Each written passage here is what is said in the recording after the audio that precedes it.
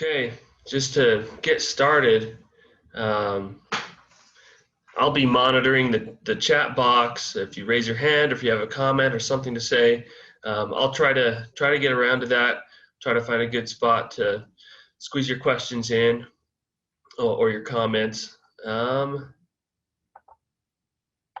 Before we get started, I just want to introduce you to the Master of Ethics, Matt Kazeer, often referred to as Utah's most ethical man. Matt has a knack for finding ethical solutions in a planning office that often faces some of the most ethically challenging issues known to man.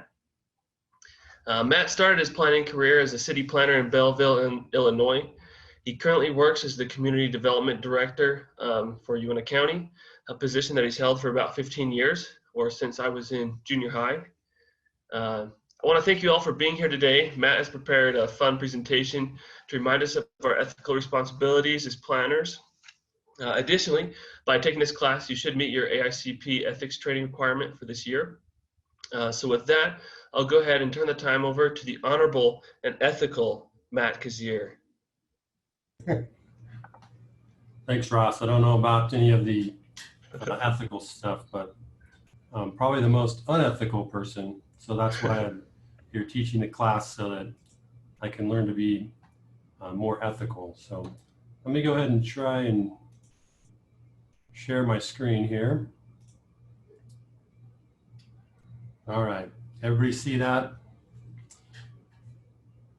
Okay, so we'll go ahead and get started. All right, first of all, I want to welcome you to ethics. It's kind of like whose line is it anyways? Everything's made up and the points don't matter except for at the end. We're going to have an all-out battle royale. Every man, woman, and child for themselves with the questions at the end. So it should be a lot of fun. I don't know how the polling works. Hopefully we can see if there's a winner or not. And we can maybe crown the most ethical person in the state, or at least most ethical planner in the state. So should be a lot of fun. Just a quick note, I'm not an attorney. I don't play one on TV, and I'm not here to answer your ethical questions about planning necessarily. Only the ethics officer, who is James Peters, can give you advice on that. So we're here to just kind of review the code of ethics for AICP members and go through that. So kind of keep that in mind. But we can talk about some things that you guys have seen and situations you've had and have some fun with that. So, all right. So now let's get ethical now. Some ground rules. We definitely want you to participate. It's going to make this a lot better. I don't want to be the only one talking or putting stuff out there. So the more participation, the better the course will be. I guess at some points with how this is being presented, it might be quiet and uncomfortable at times, I guess. So I'll have to deal with an awkward silence maybe. I guess if it's too uncomfortable or too quiet, Ross might just call on people and unmute you. So be ready for that. Don't say anything that you don't want others to hear. So also, again, we're going to try and make this interactive, so please participate with us.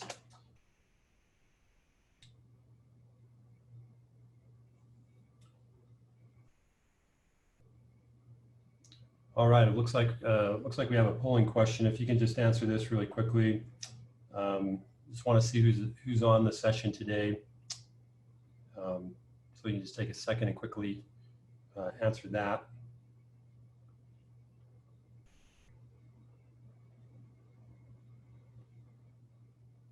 And I'm not sure how to tell when people have answered the poll, so I guess we'll leave that up to you. Nate, who's helping us with that today.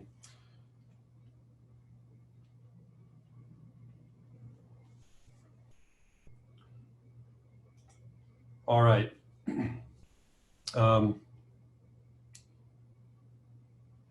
And again, I wanted to try and make this kind of fun, and hopefully we can learn together. Also, wanted to make sure everybody knows where the restrooms are and where the fire exits are. So take a look around you. Hopefully you know where those things are. Also, just remember, it's going to be unethical for you to take us into the restroom with you as you participate there. So first of all, turn off or leave this presentation if you do need to use the restroom, and for sure turn off your mic, so mute yourself. We don't want any violations that way. So, all right, let's see. Okay, so strategies did a study back in 2018, and 20%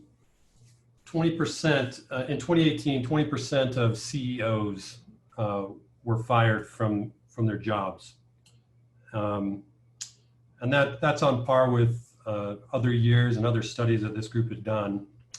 But in 2018, there was one thing that was different, and for the first time in this study's history, there were the majority of CEOs were let go because of ethical lapses rather than financial performance or board struggles. So that's kind of showing us that this is ethics is out there. It's in our profession. It's in the business world. It's in our private lives. So just showing the poll results. Looks like we have a lot of staff, and then a lot of people that just like to attend conferences. So they want to learn to be more ethical. So glad to have everybody here.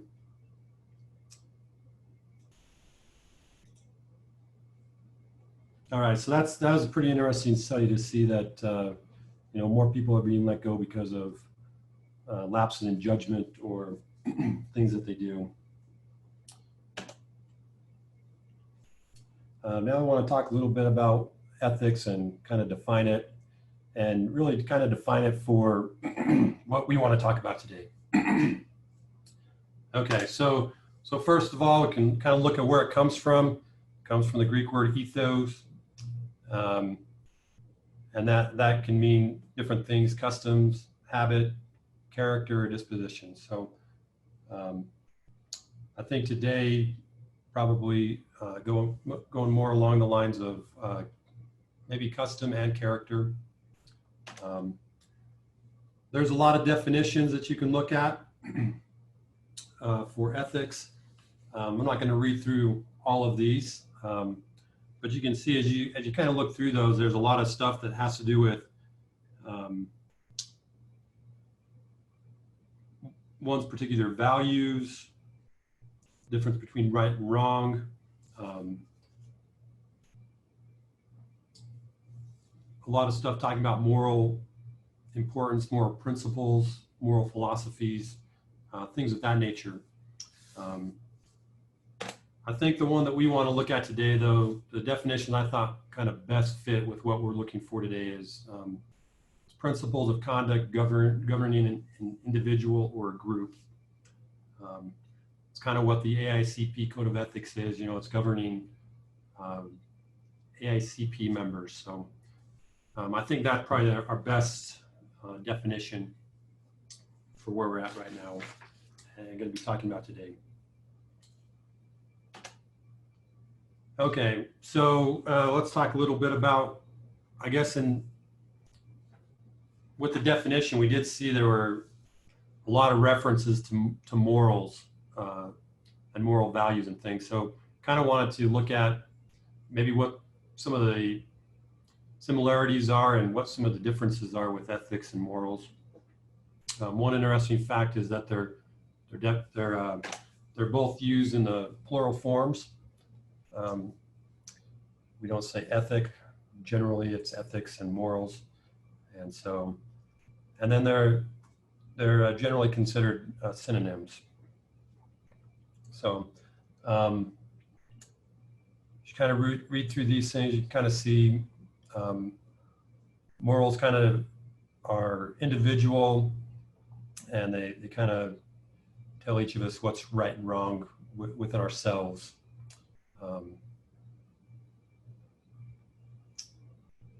And ethics generally go more along the lines of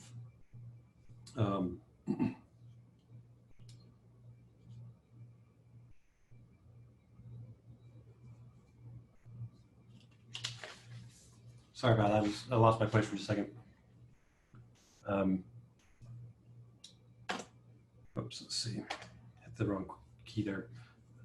So go a little more along the rules of setting rules that define allowable actions or correct behavior for groups of people. So, a lot of times we'll see ethics codes in different professions. We have one here in our profession as planners and Aicp members, but attorneys, they have their own set of codes of ethics that they have to follow. And you see it in a lot of different professions. And so, and they generally differ between groups and professions as well. So our set of rules and code of conduct is going to be different from maybe somebody in business or attorneys. Okay, so a lot of times with ethics and ethical situations that we look at, that can be confusing. And sometimes situations that we have just brings up more questions about ethics and how it works and things like that. So don't worry if you get confused by some of the things that we deal with. It's pretty typical with ethics. So want to look at this is where we want you to participate. All right, we're going to look at some different scenarios, and I want to hear from you guys on what you would do in these scenarios. And we're going to have some polls that come up here after we go through the scenario, and then I want to hear from you. And if you can definitely talk or chat, that would be great, so that we can. These are meant to be kind of fun and kind of, they're meant to be out there, but kind of want to hear what your take is on this. Okay, so first of all, let's get into this one. This is a Robin Hood robber scenario. Let's just kind of set it up for you. Okay, you're walking your dog one night, and you see a man, and he robs a bank. And you kind of follow him to see what's going on. And you see that this guy, he takes all the money that he had taken from this bank, and he gives it to an orphanage. And you're aware that this orphanage struggles, and they don't have a lot of funding, and they're not really able to provide the stuff that the children that live there need. And so you see this, and he gives them this money. And you know that if you turn him in, that money is going to be taken away from the orphanage, and they're not going to have that money. It's going to go back to the bank. So if we could have that the polling question come up, what would you do in this instant? And we're going to answer the first question here first, and then we'll move on to the other questions if we can. And as you're answering, if you can. I want to be able to have you guys also talk about this, talk about your answer, and talk about why you might have picked the answer that you did, and just going through this. I also would like to know if what if the guy only gave the orphanage half the money and he kept half for himself? Would that change maybe what you would do? And then as you're thinking about that as well, what if you were one of the people that had money deposited in that bank, and you had a lot of money in there, and you knew that if you didn't turn this guy in, that you wouldn't get that money back; it would be gone forever. Would that change how you might, what action you might take? So go ahead and answer those three questions, and then kind of want to open it up to you guys and see if there's anybody out there willing to kind of give their perspective on this, and let us know kind of why you would do what you picked, and have a little bit of fun with this. Again, you can either chat or you can type it out, or we can get you unmuted and you can talk about it.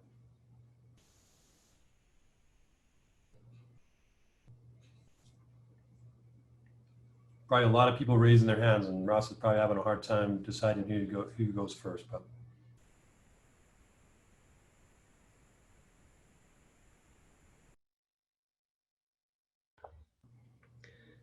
Matt, are you seeing the chat box? I'm not seeing the chat box. Okay, so we had a guy say, who gave him the right to steal and distribute the money in the first place?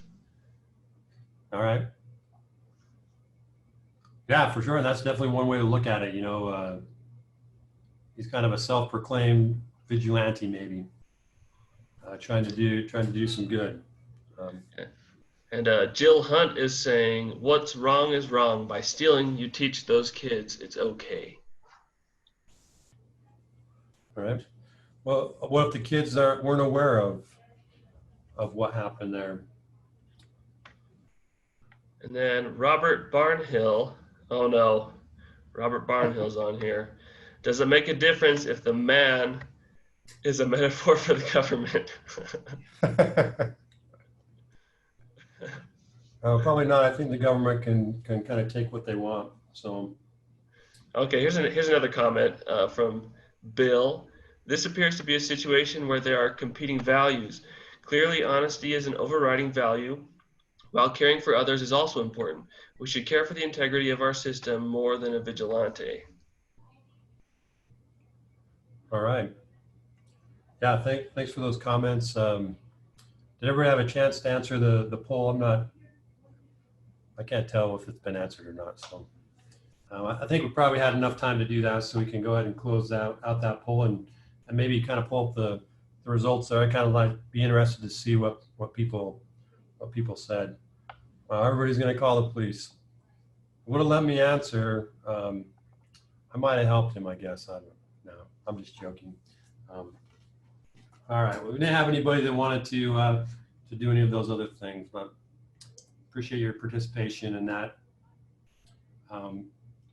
We've got another one here. Maybe. Let's see. All right. So another scenario. You may have heard this one before. You may recognize Kronk down there.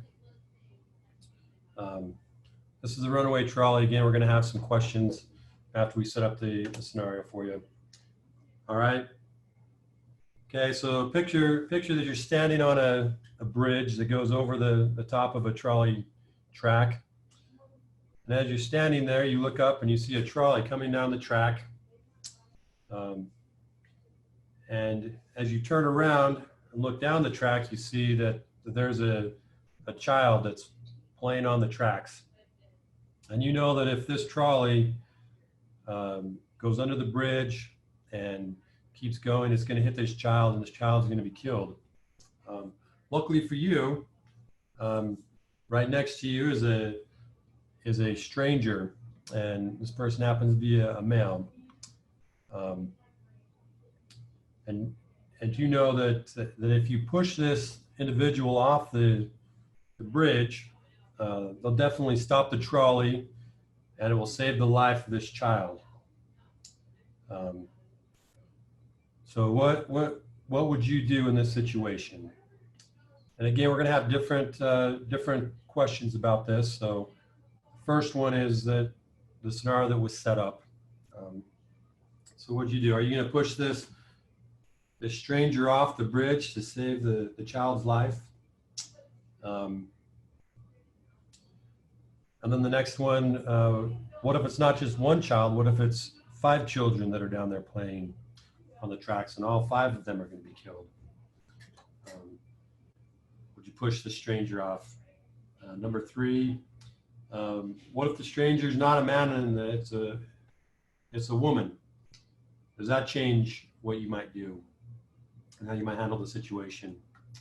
Number 4, what if the stranger's really old? You know, they're there with their walker, probably don't have much life left anyways. Would that change what you might do? Number 5, what if the stranger's obese and really large, and you know you're for sure that this large person is going to stop that trolley, no big deal, and you're going to for sure save the lives of the children. And then the last one, or let's see, I guess there's 2 more. What if there's no stranger there and it's only you, and you know that if you jump in front of the trolley, you're gonna save the life of the child or the children? Does that change how you might react in this situation? And then the last one, what if the person on the track, it's not a child anymore, but it's a worker or a group of workers that work for the trolley company. They're working on the tracks, but they don't notice the train coming or the trolley coming. Would that change what you might do and how you might react to it?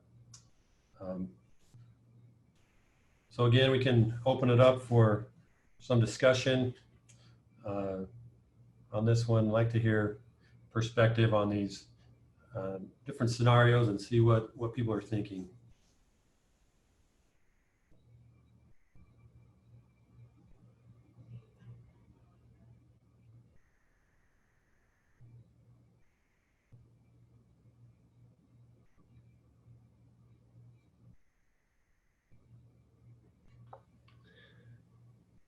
I just want to let you know that if you would like to speak, we can have you unmuted so you can speak. So just raise your hand or say something in the chat if you'd like to speak. So Andrew is saying, if I choose to save the children by pushing the stranger, does that then make me a murderer? I don't know. It also might make you a hero. Maybe it depends on what family, what side of, which person's family you're talking to there. So maybe it's an accidental push.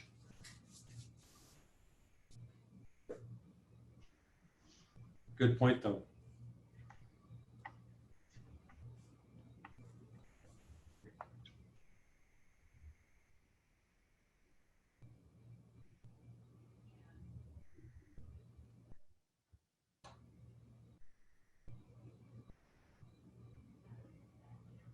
Maybe let's go ahead and see what the poll showed, and then we can maybe talk a little bit about that and see. All right, so, well, this one's not 100%, so we do have some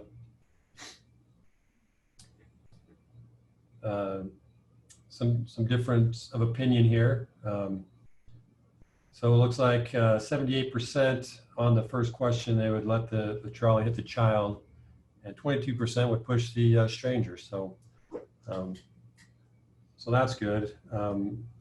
If there are 5 kids on the track, that changes it just a little bit. It looks like we had 1 or 2 other people, move to pushing the stranger to save the five kids. And then if the stranger was a woman, it's the same as the answer up above for a man. So that's definitely interesting. With an older person, again, a few people were swayed to push him there. And then an obese person, that didn't change from previous ones. Now, this one's interesting. If it's just you and you can jump, 78% said they would jump, and 22% said they would let the trolley continue on. And then number 7, everybody was in agreement that if they're workers, that they're going to let the trolley proceed. So anybody have any discussion with why you maybe answered the way you did?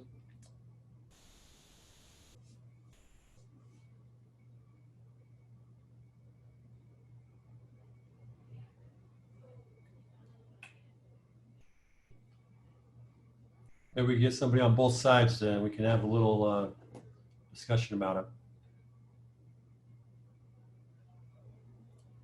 I think we just want to know who the brave souls were that are going to push people off the bridge.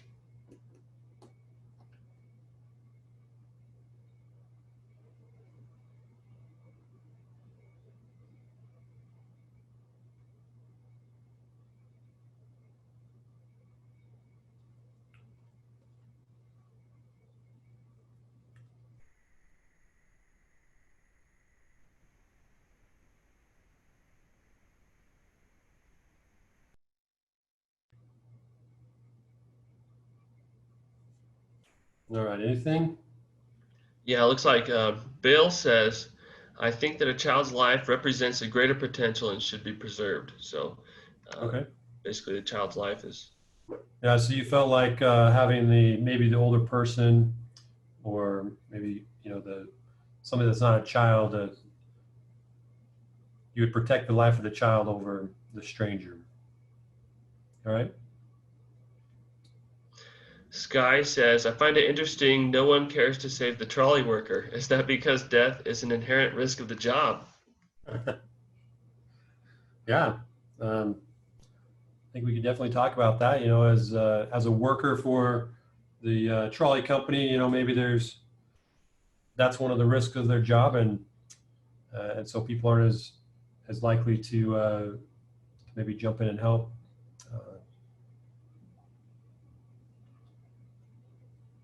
So interesting. Anybody have comments that wouldn't push the person to save the children? I mean, it's about the children. It's about saving the children. They're going to die. We've heard it before. We try and save them. But it looks like most planners aren't going to try and save the children. Sounds like a typical planning commission meeting to me now. You're not going to save the children. You're going to make the wrong decision.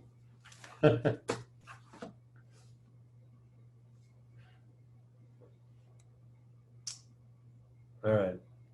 Nobody wants to talk about that. All right. All right, we can move on then, I guess. Yeah, thanks for your comments on that. Kind of wanted to show these to kind of illustrate ethics isn't always a clear-cut set of rules. It's not necessarily like the law, where it says X, Y, Z, and you don't follow through or you don't do the right thing. It sometimes gets a little hairy, and there's maybe a lot of gray area when it comes to ethics. And this, I don't know if this deals more with morals or ethics, but just wanted to kind of illustrate that there is quite a bit of gray area. Okay, so let's move on. We'll talk a little bit about ethics and why it's important, and that we really see a lot of it around us. So first of all, I wanted to talk about Wells Fargo. And earlier this year, Wells Fargo, they agreed to pay $3 billion in a settlement. And what had been happening is their sales team, they've been really aggressive with their goals and setting the amount of accounts that they needed to have opened. And in order to achieve those goals, what they were doing is they were setting up accounts for people without their knowledge. So, if you had a checking account or something at Wells Fargo, they might have set up another couple of savings accounts under your name without your approval or knowledge. And so they ended up paying a pretty hefty settlement for that, $3 billion. More along the lines of things that I like, we'll talk a little bit about McDonald's. They had a CEO, and it was found that he was dating one of the employees, and that's against McDonald's policy. And so McDonald's let him go for dating the employee. And McDonald's kind of put out a statement, and they said that although the relationship was consensual, that the CEO had violated company policy and shown poor judgment. And so that's why they let him go. And the CEO, he acknowledged that the relationship was a mistake, and he agreed that he should step down and move on. So there definitely are consequences for not following through with either policies or ethics that you adhere to. So, all right. So let's look at some headlines. We don't have to read all of these, but you can see. I just kind of pulled up on the internet to see, what's out there about ethics, and is it really that big of a thing, and what can we learn from it? But so you can see on this, there's a lot of states here that seems like they're always looking at ethics reform, and there's a new ethics commission coming out, and we're going to change this or that about the ethics. One of the ones that kind of stood out to me here, as I was looking at this, it says only 3 states scored higher than a D+ in state integrity investigation, and 11 flunked. When I was looking at that, I don't think there was any state that had an A. There were a lot that were Ds. There were a few Cs that you can see on there, but most of them were in the D range. So that might be where distrust for government comes in through some of these studies. But we can kind of see here, ethics are a big deal. They're a big part of our country and our state and our government. So, and I think people find them important. Okay, so what about Utah? I think, for the most part, people in Utah are pretty ethical, right? So here's just some things that I found from Utah, and I don't know why, but whenever you type in ethics, it seems to be with people stealing money. So apparently stealing money is unethical. You can see there, Utah government launches new ethics website. State employees stealing money. I did see a lot. I only put one on here, but there was a lot from UTA. So there were a lot of headlines from UTA, and that might just be the paper likes to write about UTA. But you can see that there's a lot of people or a lot of headlines here just from Utah. And I think the last one here, I'm going to show you this one. I think this one's probably the worst one out of all of these. Utah Police Department says someone stole all the toilet paper from their public restroom. So that is truly the epitome of unethical, to take all the toilet paper out of public restroom. So keep that in mind. All right, now let's jump in. Part of this ethics class, we need to go over the Aicp Code of Ethics. And so in order to do that, I thought, well, let's take a look and see, where are we having problems as planners in ethics? And so this shows, this slide here shows all the cases from 2019. And it also includes calls. So the calls would be, people are looking for help with an ethical dilemma or an ethical question. And so you can see the rules of conduct there are kind of listed. And we're going to get into what those rules are, and what the rule of conduct number 1 is, and so on. But you can see that quality of practice and conflict of interest are the 2 highest issues for 2019.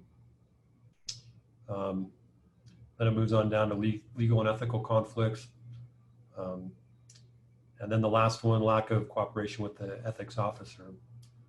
So it looks like planners overall, either have a lot of questions about quality of practice and conflict of interest, or that's the biggest problem area for us. And I think those are maybe some of the more gray areas in our code of ethics. So maybe that's why they're the highest there on the list.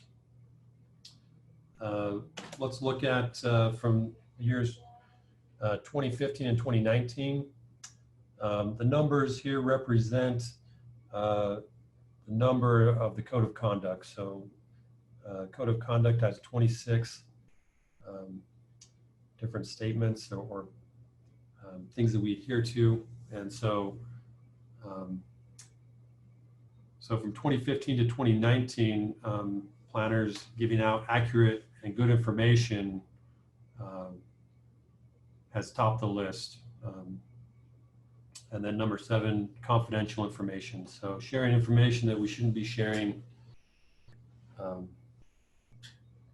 we can just kind of see, these are some areas that hopefully we can learn from others and see that, hey, these are issues.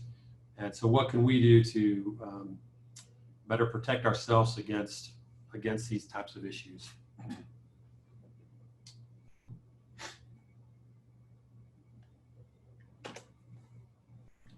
All right, so let's get into the code here a little bit and see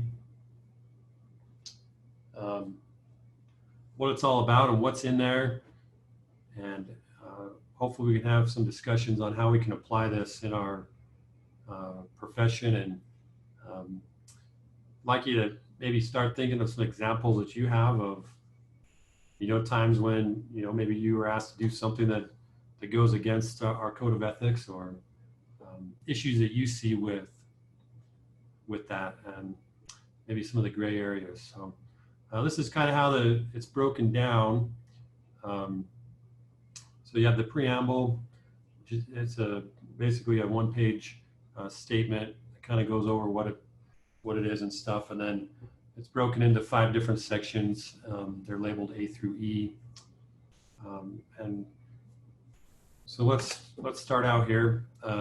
Like I said, the preamble, it states that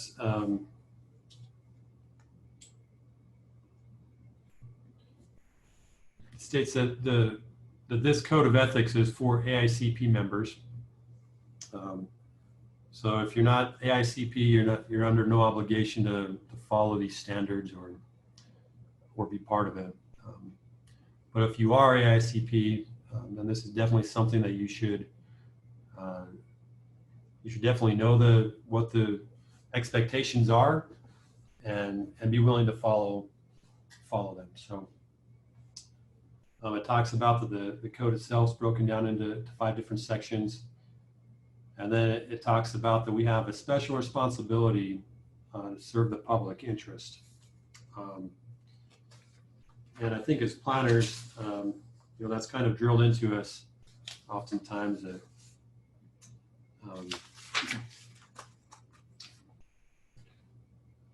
we're here to serve the public interest and to serve the people in our communities.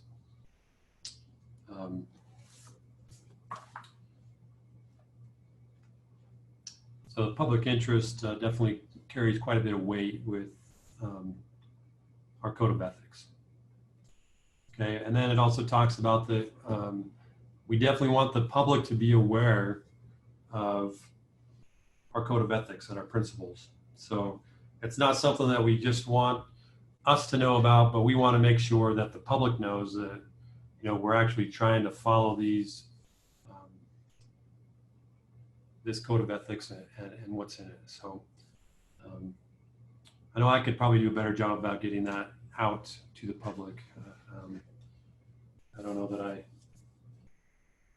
talk to the public about that, but it's definitely something that we should be looking at and be aware of. Okay.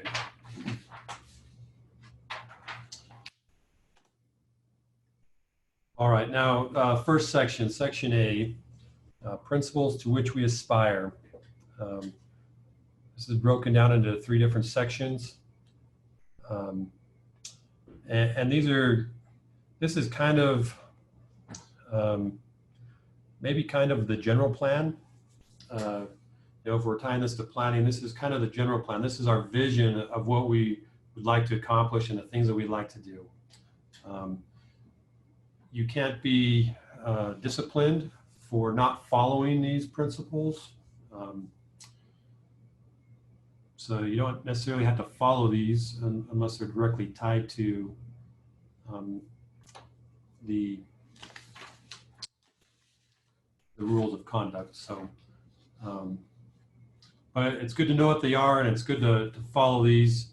It's like a general plan. You know, you can have it, and it can sit on a shelf and collect dust, or you can actually use it to influence decisions and to influence your codes and ordinances. So the 3 sections that this is broken down into is basically our responsibility to the public, our responsibility to our clients or employers, and our responsibility to the profession. So let's look at what that means. Our responsibility to the public. We want to make sure that we're conscious of the rights of others. That we look at long-range consequences of decisions, and then see also the interrelatedness of decisions. And I think these are good for, I mean, they're great for planning purposes, but really these are things that we should be looking at, you know, in other decisions that we're making, just in life in general, or maybe in other parts of our job. I know, I mean, I come from or work for a smaller community, a more rural community, and you know, we're not just a planner. We wear a lot of different hats, and we do a lot of different things. And I think these 2 principles in particular can really be good for us to look at as we're making other decisions or making other recommendations, not just with planning. So.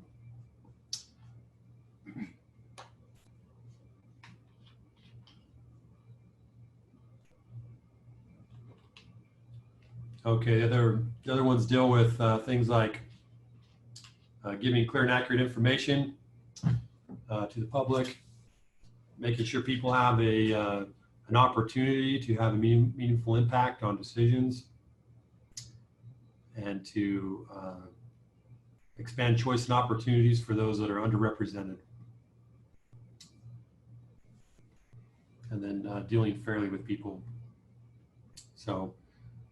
I'm not going to go through every single one of these as we do this, but they're all on here, so you can read through them, and I'll make the presentation available if it's not through recording or something. I can make it available to people. So, all right. Next is responsibility to our clients or employers. So this is going to deal with. I'm in the public sector, so this would be my employer. Excuse me. For those that are in the private sector, it's going to be to your clients and to your employer. So,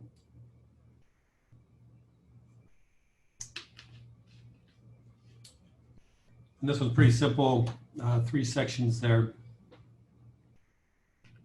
and talks about we're going to exercise independent professional judgment, accept the decision of our clients or employer,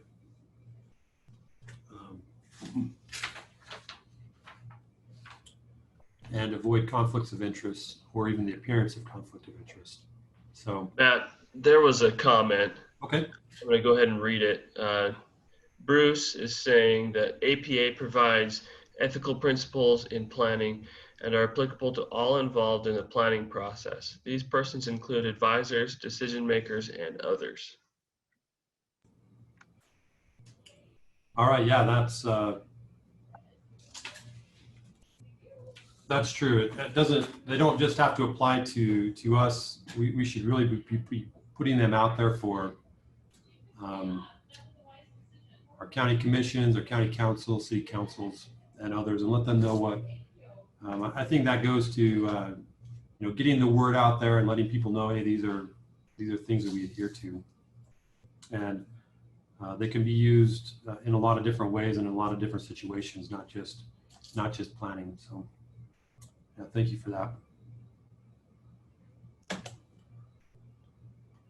All right, and then this is the longest principle that we aspire to, and it's responsibility to our profession.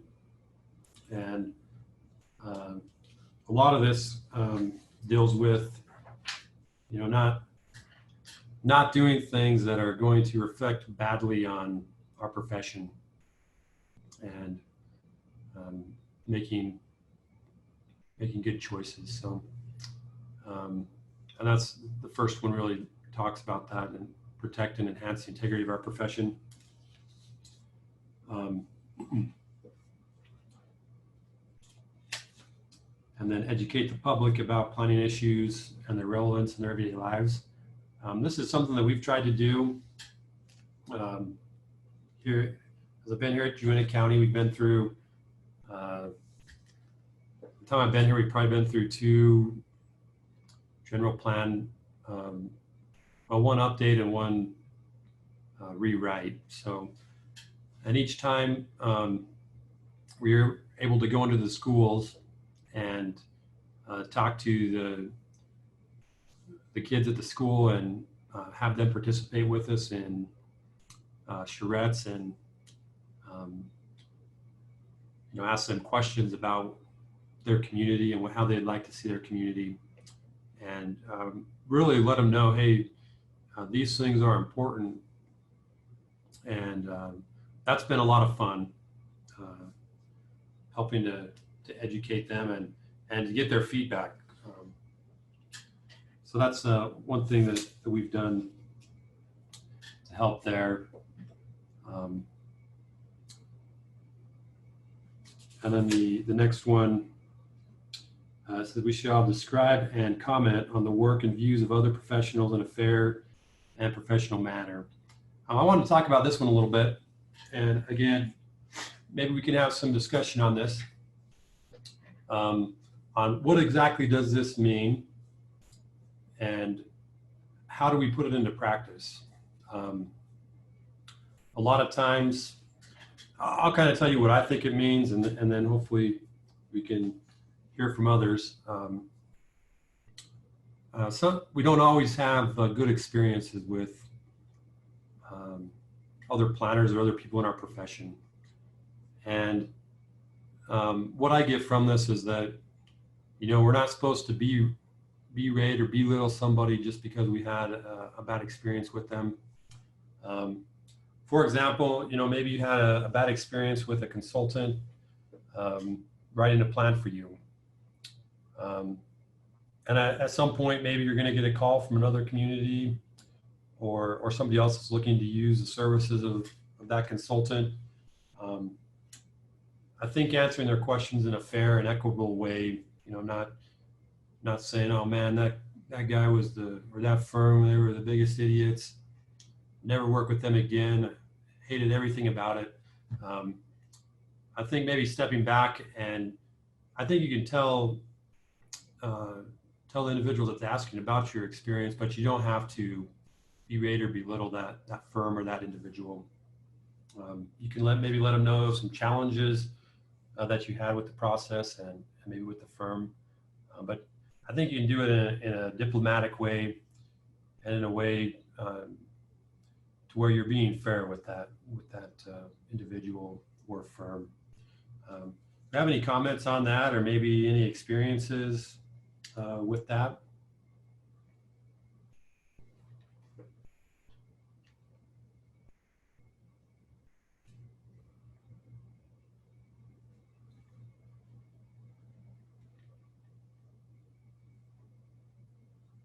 Nobody's ever had a time where they wanted to just lash out at somebody?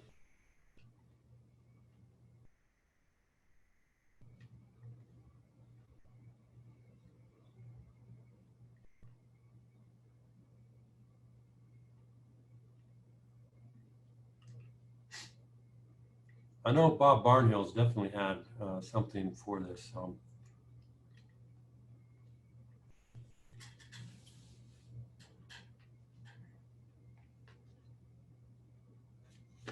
Nobody's raising their hand.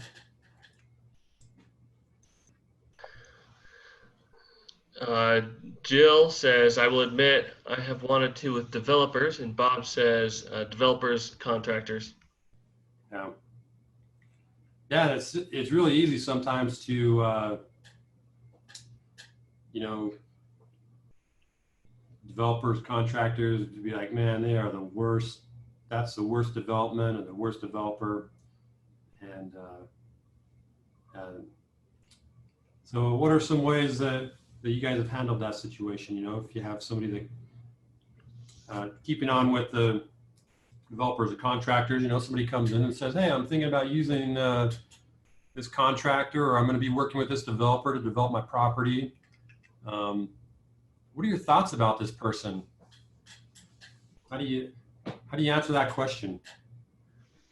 Bob brings up a good point. He says it's hard to keep our ethics when others are clearly unethical at times. Yeah. How do we be ethical to the unethical?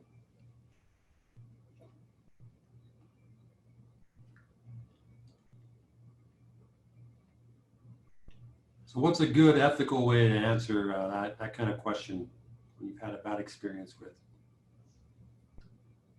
a builder or developer?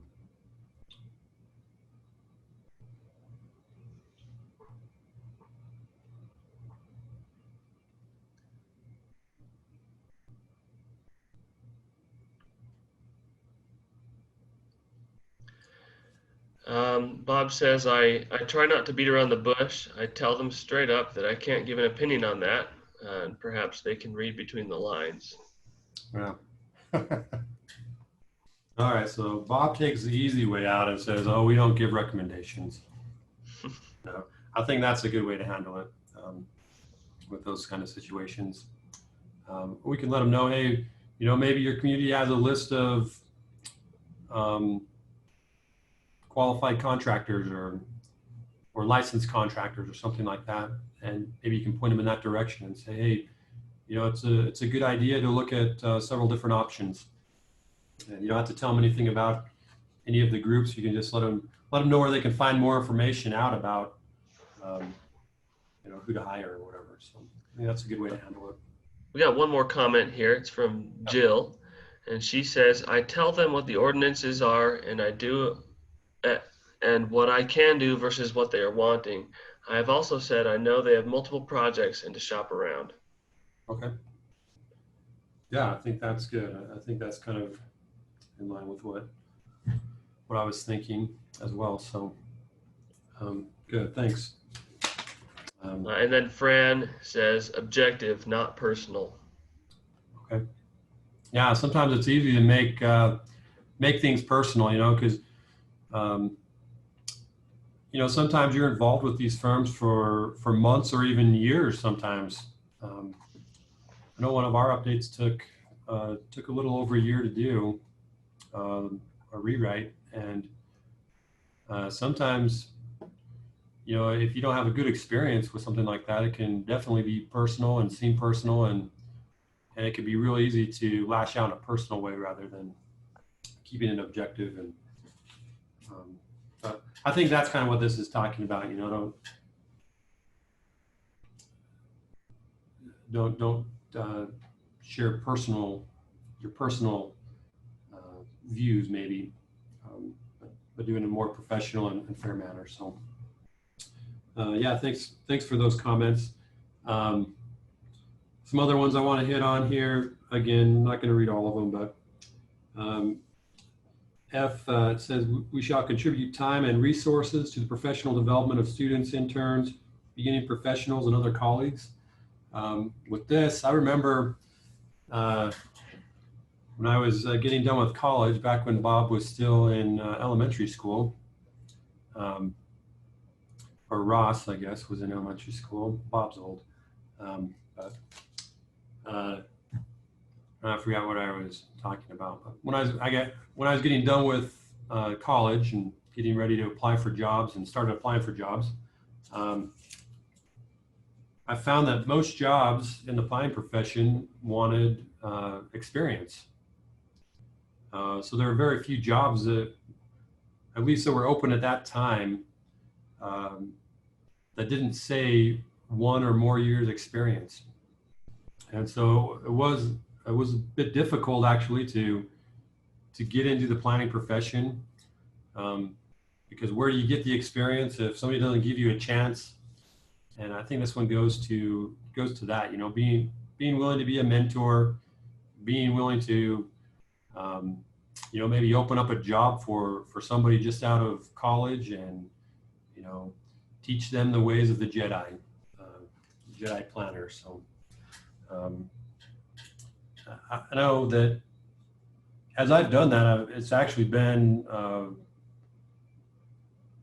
I've had several people that have had almost no experience in the planning field, to some that have had some experience, and it's been good to, you know, to get new people in and help them kind of find their legs in planning and help them on their way. So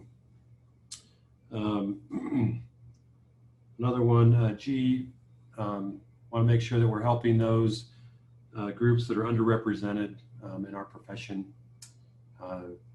Same kind of thing, you know, look for those groups that are underrepresented in the planning profession and help them get a start and find their legs as well. And then H, this is kind of what we've been doing this week and hopefully today as well. We're getting training and education on planning issues and making sure that we're staying up to date and keeping current with our professions.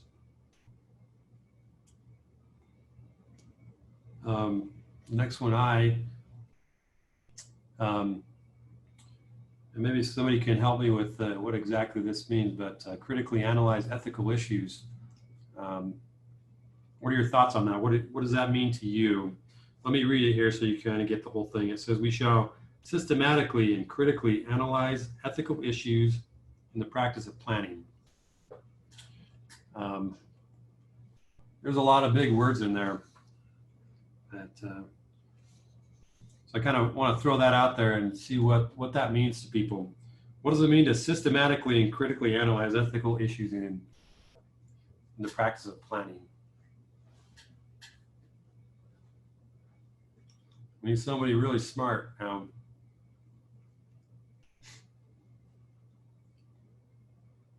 I'll just say this, maybe the person that answers this question might be the best person to present this at the next conference.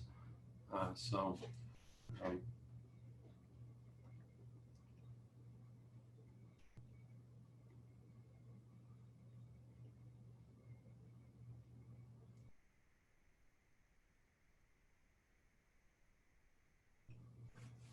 think people right now are systematically and critically thinking about the question. So I'll give them just a second.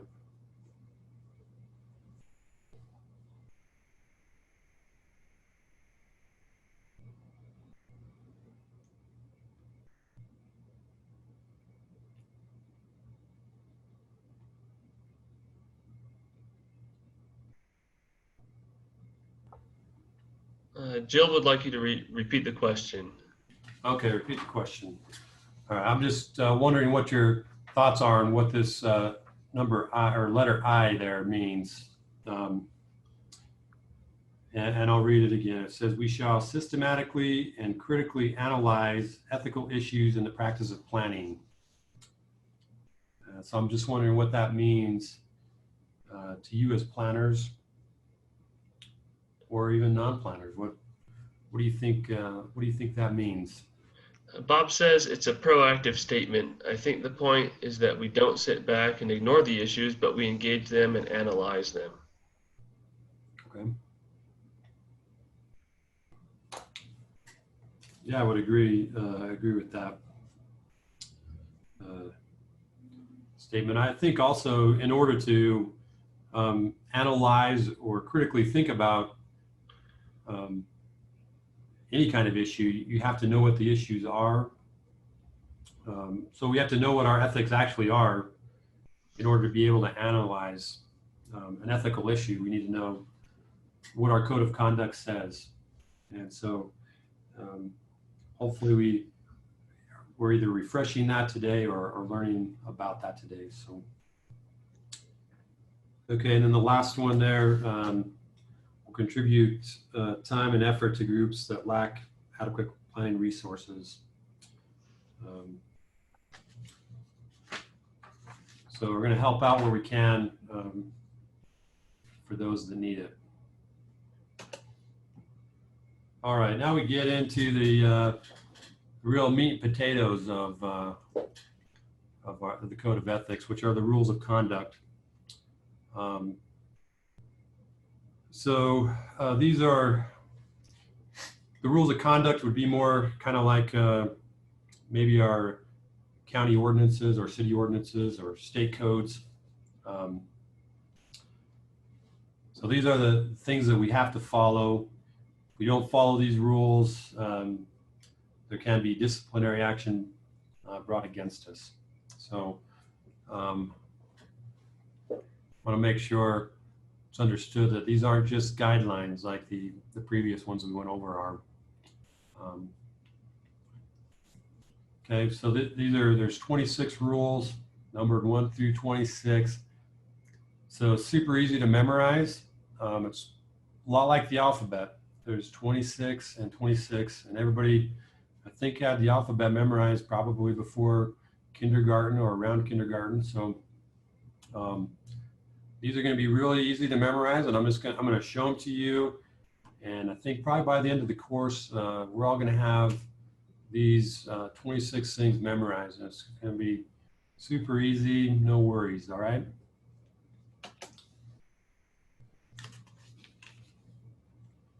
All right. So to start off, I just want to kind of read the first paragraph here under the rules of conduct so that we know what it's talking about. It says, we adhere to the following rules of conduct, and we understand that our institute will enforce compliance with them. If we fail to adhere to these rules, we could receive sanctions, the ultimate being the loss of our certification. Okay, so this is where you can be disciplined, and as you become an AICP member, these are things that you're saying that you will follow. All right, so, and again, I'm not going to go through every one. They're all going to be up here on the screen. And if you want to talk about one, let's do that.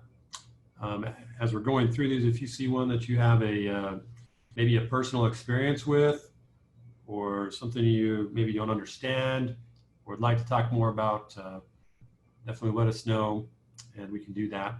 I do have some that I'd like to talk about, and give maybe some examples of what it means and how it's maybe implemented in our profession.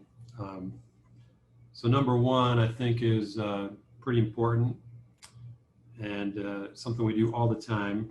But it says, we shall not deliberately or with reckless indifference fail to provide adequate, timely, clear, and accurate information on planning issues.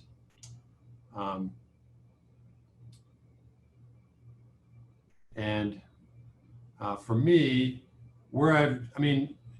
as planners, we give out information all the time.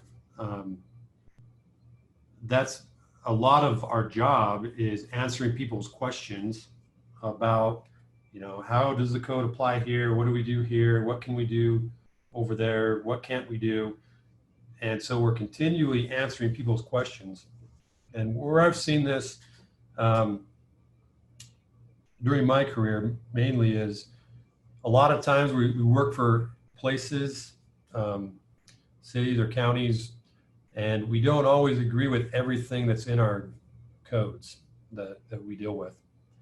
And sometimes it's easy to not give people all the information because it's something that we don't agree with, or there's maybe an application going through the Planning Commission or something that you disagree with. You don't think it shouldn't even be an application. It shouldn't be in the ordinance that way. And so we're faced with a little bit of a dilemma on, do we really want to give this information to people? And one place that I've seen this here in Uintah County is when I first started working for Uintah County, we didn't have anything in our ordinance that said that the setback had to be maintained throughout the property. So what it said was that at 30 feet or at the front setback, which we'll say is 30 feet, that the property had to be at least 100 feet wide or a certain distance wide. And pretty typical, frontage requirement. But there's nothing in there that said that had to be maintained through the property. And so when I first started, we had people, a gentleman came in, he wanted to divide his property, and he decided that he was going to go back 35 feet, and then that was going to be 100 feet back 35 feet, and then he was going to take it down to 10 feet or 12 feet or something, but significantly smaller than the 100-foot requirement. And so that's how it was brought to my attention that, that was something that actually could be done.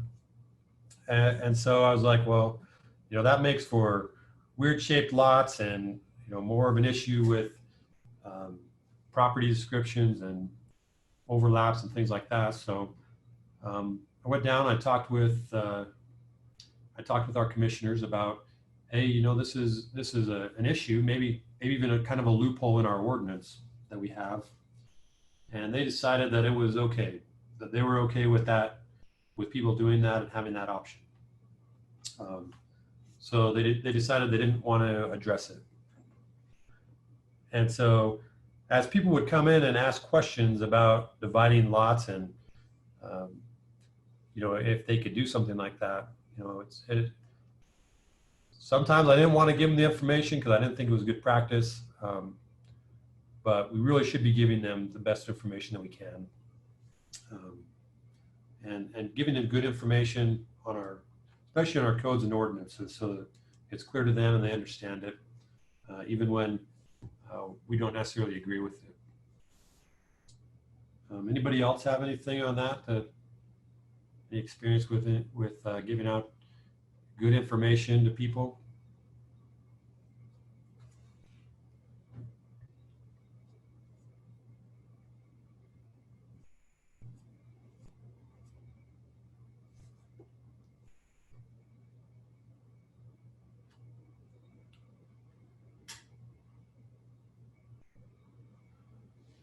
Okay.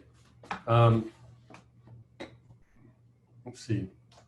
We'll move on. I just looked at the time and we got to get moving a little bit, I think, to get through this. So number 2 there, this can often be something that holds us up as planners, to not accept an assignment from our client or employer when the service to be performed involves conduct that would be illegal. We probably all had some kind of experience with this. A lot of times, elected officials, especially new elected officials, a lot of times will think that they have maybe sometimes more control or more say in how things get approved, and they definitely do. They have a lot of say in a lot of different areas. But the one thing that we need to remind them of is that in order to do some of, to do some of these things, you have to actually change the ordinance.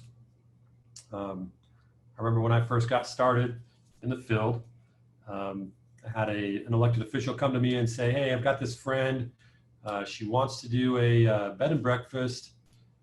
And so I told him what the process was. It was a conditional use in the area that she wanted to do it, and told him how she would go about doing that.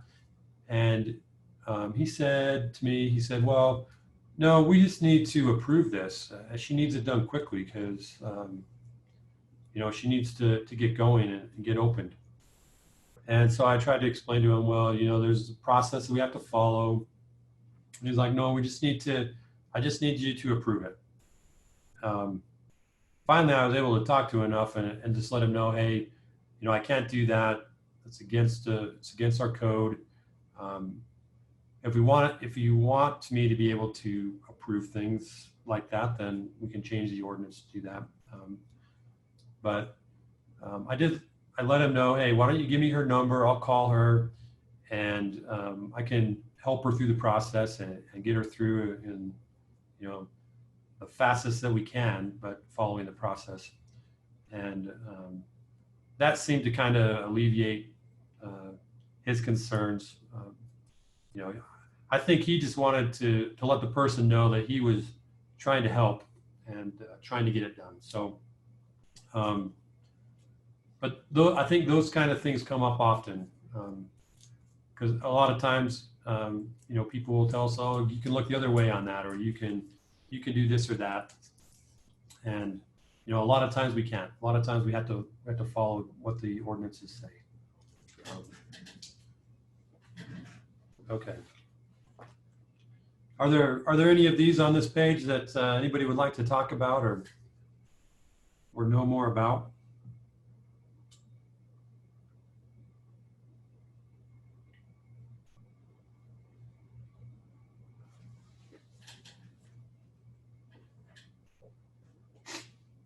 Okay. If you do, we can come back to it as well. So if you're typing or something, some ones I just wanted to hit on real quick, and won't talk a lot about them, but number 4 there, salaried employees taking on other employment that's planning related. It does say that you need written permission from your current employer to do that. With this, a lot of places I know where I work, if you have secondary employment, you've got to get approval from the department head or from the elected officials on that. So, and here it's a yearly thing. You have to do it every year. So if you have secondary employment, January of each year, you have to disclose that and get permission to do that. So a lot of times the cities and counties might have a more strict policy. And so we want to make sure we're following that policy as well as this. But if there's no policy for it, then we want to make sure that we're at least getting written permission from our employer, make sure they're aware of what's going on and what we're doing. So,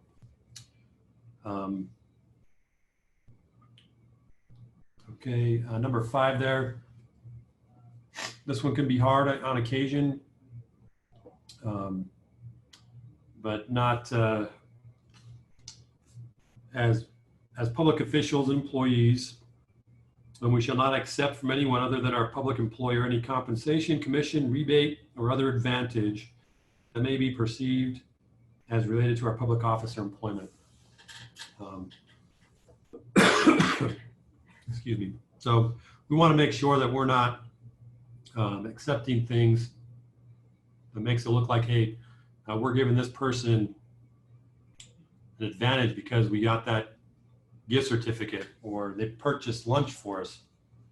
You know, right before we made a decision on their application, or right before we presented an application to the Planning Commission for them, you know, and we were really favorable in our presentation. So what I'd want to hit on this, it's not just that there's a conflict of interest, but that there's a perceived conflict of interest as well. So we want to make sure we're cognizant of that and looking at that, you know, as people offer to purchase lunch or get us a gift card, or we had one guy tell one of our building inspectors, pull out a wad of cash and said, okay, how much is this going to cost me? You know, so I want to make sure that we're not participating in that kind of stuff. All right, next, 8 through 17.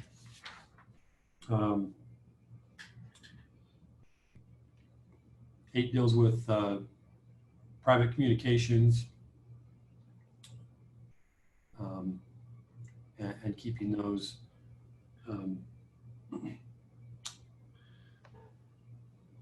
We just had a comment from Oh, yeah. Sky.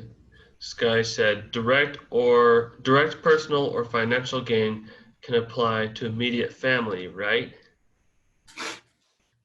That's right. Yeah, it's family or others in your household, and the key to that is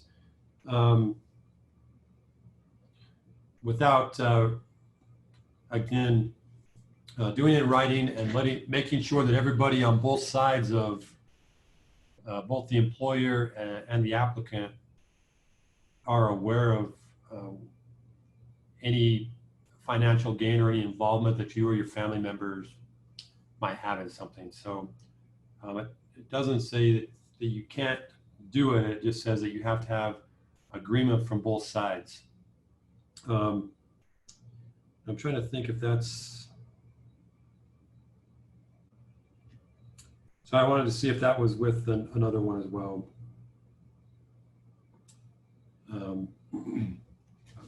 Looks like it's with that one. So let me read it just so everybody gets the whole thing.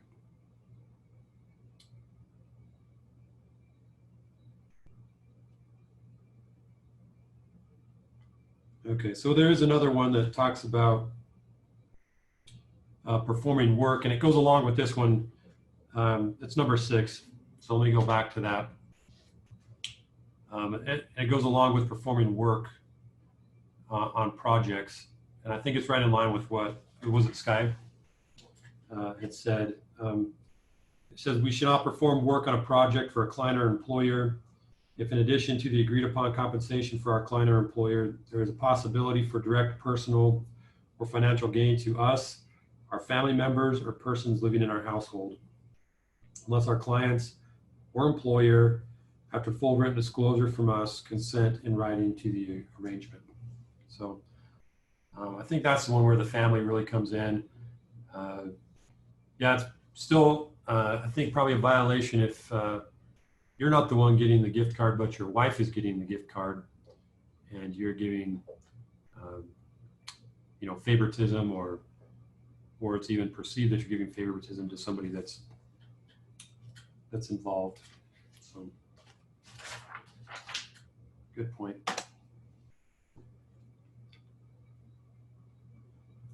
Okay.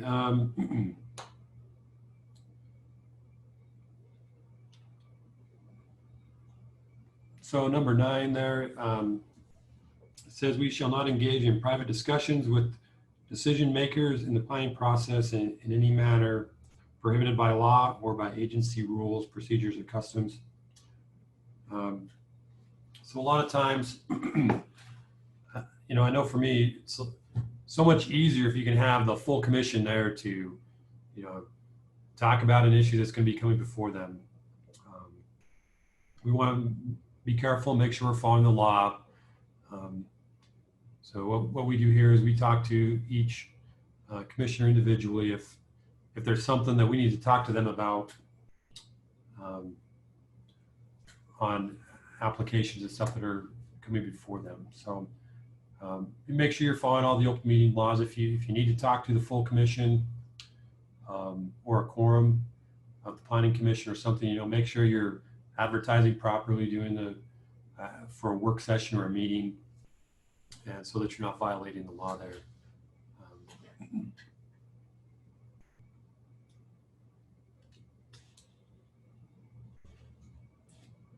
All right, another one, 18. Let me go to the next page here. I think this is one that we deal with quite often. It says we shall not direct or coerce other professionals to make analysis or reach findings not supported by available evidence.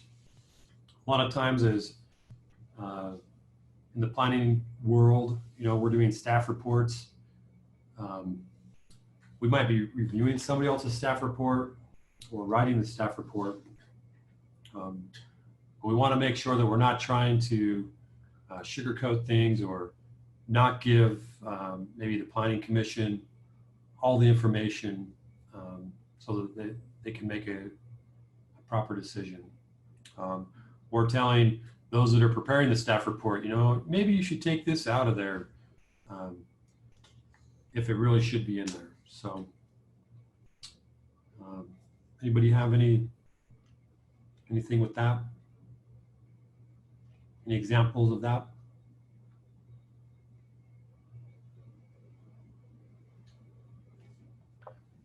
Matt, I've had that happen. I've had that happen with our planning commission, where I write a staff report and try to be comprehensive and list everything that's mentioned in our code. I try to steer clear of putting all my personal opinions in there, but I basically write everything for and against.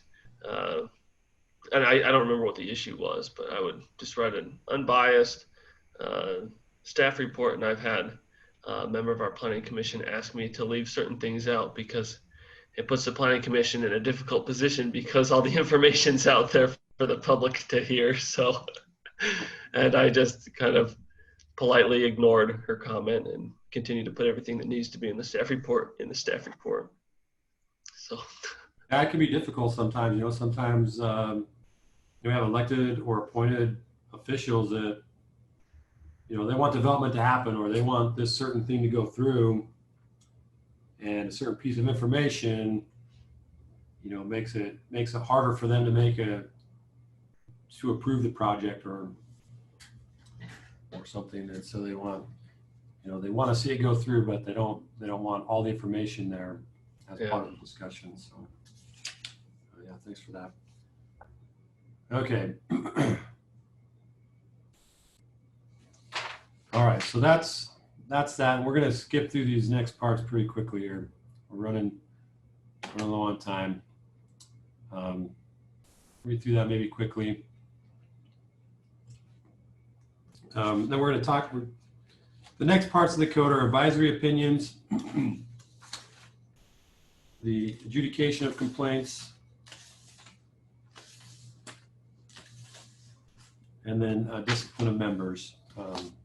We're gonna go through these quickly and get to the actual reason we're here, which is to see who's the most ethical. So, all right, advisory opinions, broken out into 5 sections, and it basically explains the process for getting your questions answered with regards to the code of ethics.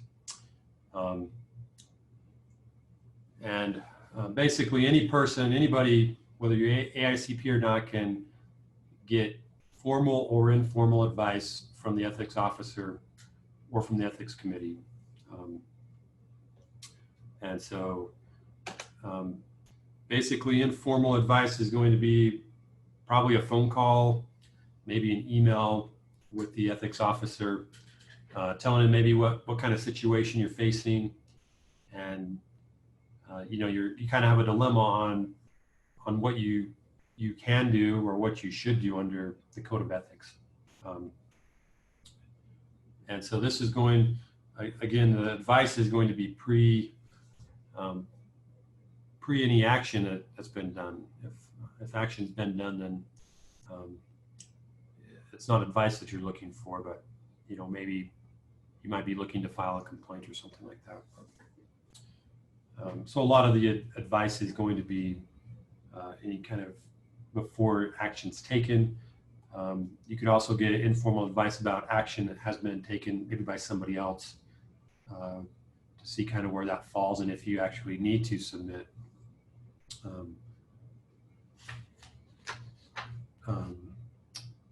misconduct against an individual. So.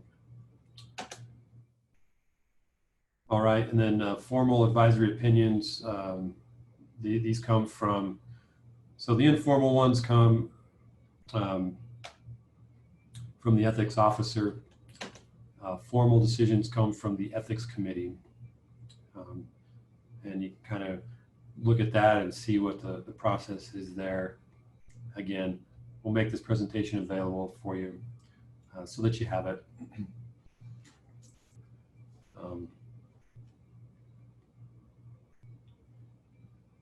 Okay, if you disagree with their decision, you can let them know in writing, and you can request a reconsideration.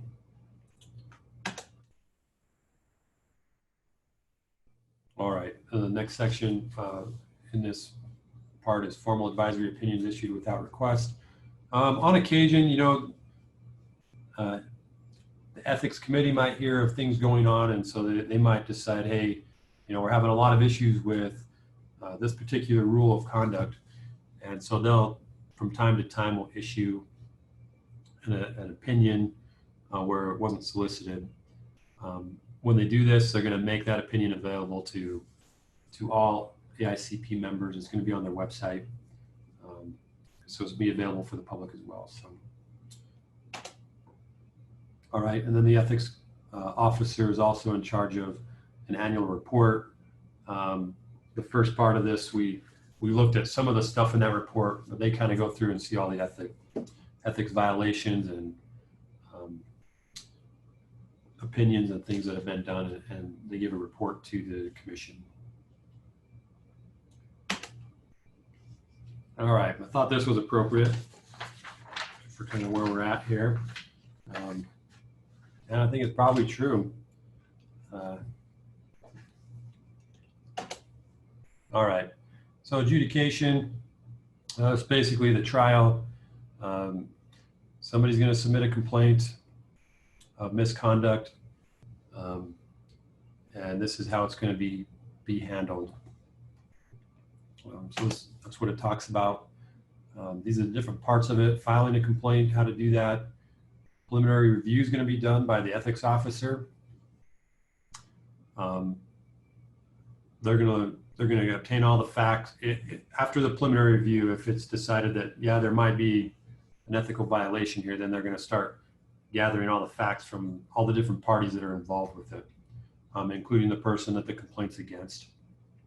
And then they're going to look at what their options are, and they're going to make a decision. And just like court cases and stuff, there's appeals and things that can happen with that. Again, sorry, I'm hurrying through this, trying to get done here. The next one, discipline of members. This is the sentencing. This is what's going to happen to you if it's found that you did, if you do have misconduct. So talks about the forms of discipline. This also is where it talks about part of the code is that you can't commit a serious crime. This talks about what a serious crime is.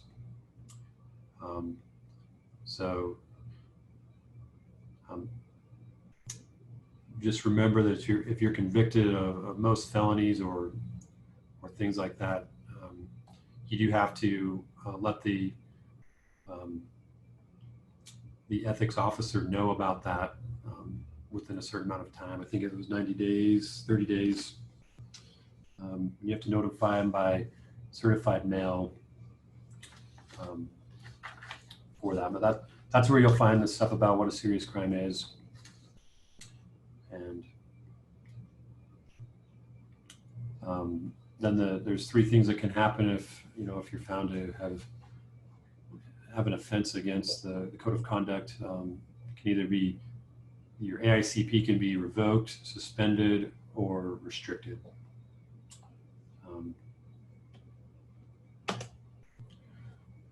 Okay, let's see. There's some scenarios on here.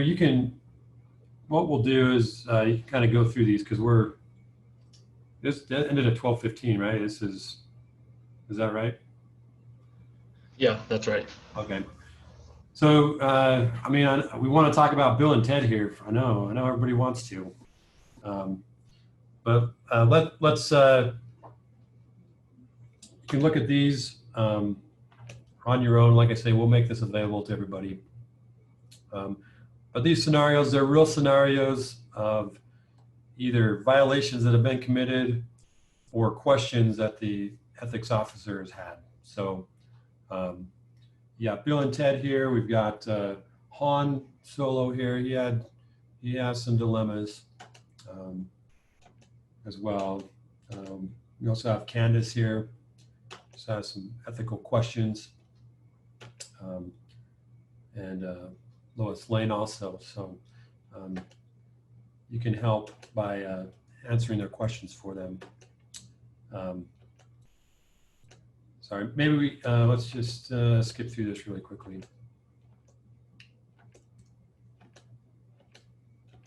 Sorry, I thought I was going to run short on time. Okay, so now for the reason we're all here, to see who's the most ethical. So if we could have that poll brought up really quickly. I think there's 17. Let's see, how many are there? Oh, there's only 15 questions here. And if we can get results on who answered the question, the most questions right, and maybe in the fastest time, if there's a tie that way, then we can present that person with being the most ethical planner in the state of Utah. So if you can take a second here and go through and answer these questions.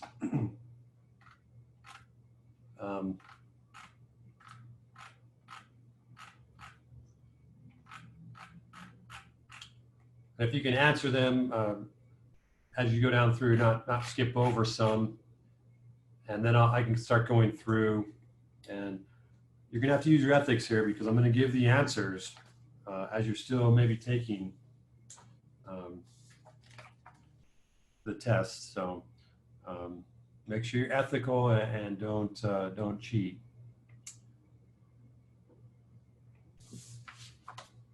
Okay, so I think people have probably had a chance to get through number one there.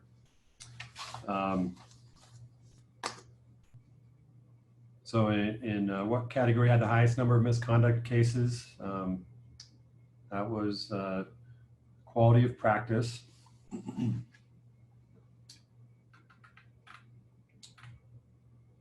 Number two, how many sections is the Code of Ethics divided into? Correct answer there is 5.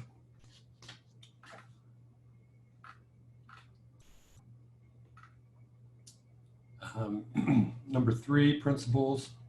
So our primary obligation is to serve the public interest is the correct answer there.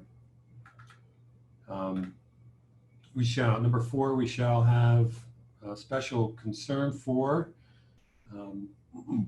long-range consequences. Proper answer there.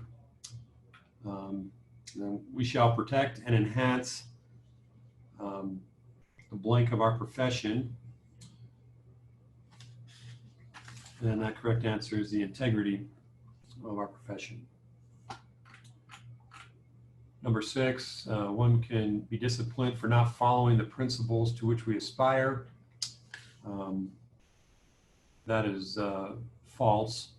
You won't be disciplined for not following those unless you break one of the rules of conduct, the 26 rules. And that's the answer to our next one. How many rules of conduct are there? It's 26. Okay, and then 8, it's okay to withhold information if we do not agree with it or if it goes against good planning practices. That's false. And number 9, we shall not accept blank from a client or employer we know to be illegal. And that is an assignment. Some of those other things may also work, but I was going for the exact language there. So, if you disagree with me on any of these, let me know.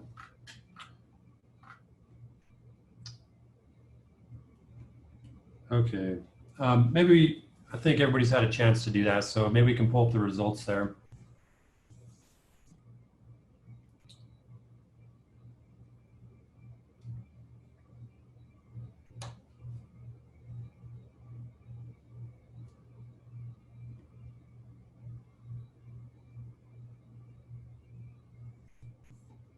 Are the results showing up on anybody's screen? Okay, there we go.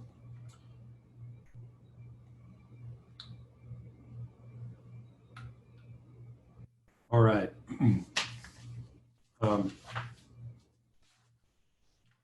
Again, like I said, if we can, we'll go through these and see. I don't know if there's a way or not.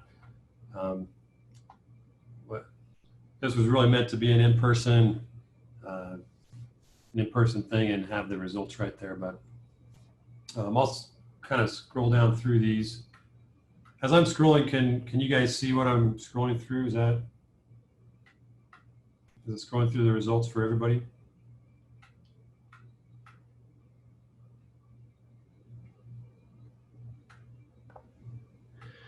They're going to have to scroll on their own. It's not Okay. showing yours. Yeah. All right. So yeah, if you want to scroll down through that, please do. Looks like for the most part, people are in the class are pretty ethical and have a pretty good understanding of the code of ethics. So appreciate the attendance here. Appreciate the participation.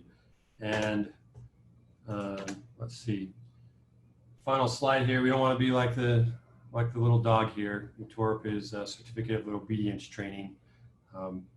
Let's maybe take something that we learned. Hopefully you learned something, even if it's something small. Take that and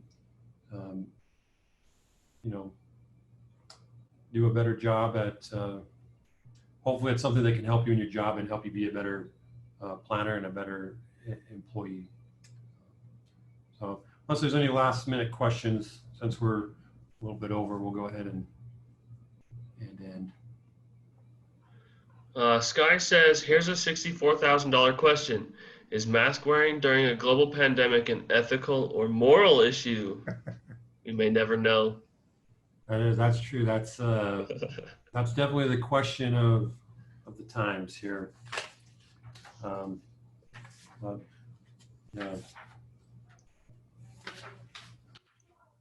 All right. Yeah. Thank you for your participation. Hopefully everybody had a good time and got a few laughs, and hopefully that wasn't too unethical, and hopefully at some point we can have these meetings again in person. So.